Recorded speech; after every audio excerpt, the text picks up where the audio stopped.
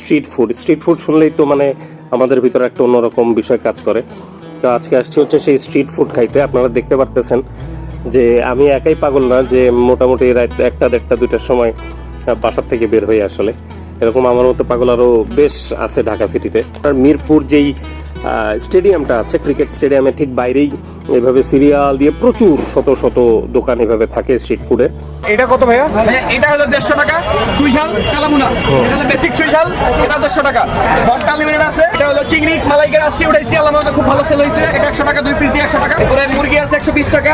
এই হচ্ছে আমাদের কালাভুনার সাথে আমি এখন খিচুড়িটা খাচ্ছি। সেই রকম হাইপ আমার কাছে মনে হয় নাই, বাট ভালো খাওয়ার জন্য। হঠাৎ করে একদিন গেলেন, বন্ধু বান্ধব মিলে খাইলেন, নট ব্যাড। আর এটা হচ্ছে চুই ঝাল।